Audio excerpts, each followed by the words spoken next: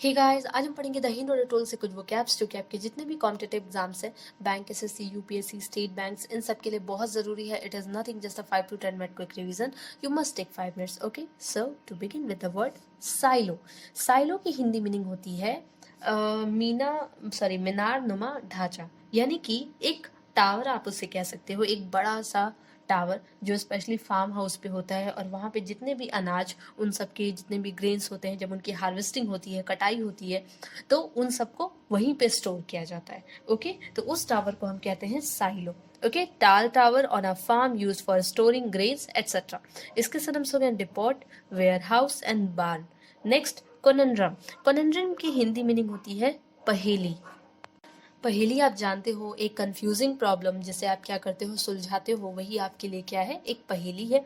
Confusing and difficult problem और question. Okay, इसके synonyms हो गए quandary, dilemma, puzzle and enigma. Next, conferment. Conferment की हिंदी मीनिंग होती है प्रदान करना, यानी कि किसी भी पर्सन को कुछ भी देना क्या कहलाता है, कन्फर्मेंट करना, उसे प्रदान करना, कोई भी चीज प्रोवाइड करना.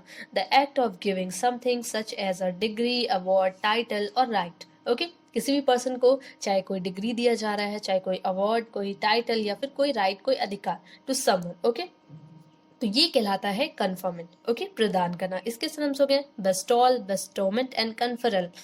Next, insulate. इंसुलेट की हिंदी मीनिंग होती है बचाना, यानी कि किसी भी चीज को प्रोटेक्ट करना, सेव करना और अलग करना. यानी कि अगर कोई चीज खराब सिचुएशन में है तो वहां से भी उसे हम निकाल के सेव कर रहे हैं, अपने पास बचा रहे हैं, तो इसे भी कहते हैं इंसुलेट, टू प्रोटेक्ट समथिंग. इसके सिनोनिम्स हो गए wrap, cover and encase. Okay, next आपका है प्रेजेंटली. प्रेजेंटली की हिंदी मीनिंग होती है कि पहले से ही किसी चीज़ के बारे में आपको पूरा नॉलेज है, फ्यूचर आप जान रहे हो किसी चीज़ को लेके, किसी चीज़ को आप प्रिडिक्ट कर पा रहे हो, तो इसी को बोलते हैं प्रेजेंटली. नोइंग और suggesting correctly what will happen in the future, यानी कि किसी चीज़ को पहले से जानना या सजेस्ट करना कि फ्यूचर में क्या होने वाला है, इसी को कहते हैं प्रेजेंटली. इसके सिनोनिम्स हो गए discerning, prescriptive and clairvoyant. Next, rest. Rest की हिंदी मीनिंग होती है खींच. एक रेस्ट होता है कलाई.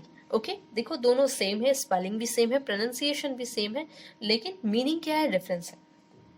एक बॉडी पार्ट में रेस्ट होता है जिसका मतलब कलाई, और यहाँ पे जो रेस्ट है इसका मतलब होता है खींचना, किसी भी चीज को खींचना. Forcefully, specially forcefully pull something from a person, grabs, यानी कि किसी भी पर्सन से क्या कर रहे हो, उस चीज को आप खींच रहे हो, तो उसे कहते हैं रेस्ट. इसके सिनोनिम्स हो गए wrench, snatch, seize and grab. Okay, next, board. Board की हिंदी मीनिंग होती है भविष्यवाणी, यानी कि वही सेम चीज जो अभी आपने प्रेजेंटली में पढ़ा, लेकिन इसका मतलब थोड़ा सा अलग हो जाता है कि पहले से किसी चीज के बारे में नॉलेज होना, लेकिन बोर्ड का मतलब होता है कि भविष्यवाणी, किसी भी चीज के बारे में प्रिडिक्शन देना, अपना बताना, किसी चीज को फोरकास्ट करना, क्या कहलाता है, बोर्ड करना. To indicate something such as a future event by science. Okay, इसके सिनोनिम्स हो गए auspicate, betoken and forecast. Next, gratifying. Gratifying की हिंदी मीनिंग होती है कोई चीज सुखद, यानी कि काफी अच्छी हो, प्लेजर से भरी हो. ठीक है, एंड ओवरवेलमिंग विद इंथुजियाज्म, यानी कि कोई चीज बहुत ज्यादा इंथुजियास्टिक हो, उल्लास से भरी हो, संतोषजनक हो. ओके, तो उसे भी कहते हैं ग्रेटिफाई. अफोर्डिंग सेटिस्फैक्शन, यानी कि कोई भी ऐसी चीज जो क्या करे, आपको सेटिस्फाई करे, तो वो आपके लिए क्या है, ग्रेटिफाई है, चाहे कोई पर्सन, चाहे कोई थिंग. ओके, इसके सिनोनिम्स हो गए एंजॉयबल एंड प्लेजरेबल. नेक्स्ट आपका एक फ्रेजल वर्ब है स्टेप अवे फ्रॉम, यानी कि किसी भी चीज से दूर हट जाना. अब स्टेप यानी चलना, और अवे यानी कि आप जानते हो, अवे फ्रॉम यानी कि किसी भी चीज से हट जाना, तो यानी कि किसी भी चीज में इन्वॉल्व होना बंद कर देना. पहले से आप किसी चीज में इन्वॉल्व हो, कोई काम है, आप हो, आपके पार्टनर है, साथ में कर रहे हैं, लेकिन फिर आपने क्या किया, step away from this job, उस जॉब से क्या किया, हट गए, वहां पे उसमें आप इन्वॉल्व नहीं रहे, तो उसे बोलते हैं स्टेप अवे फ्रॉम.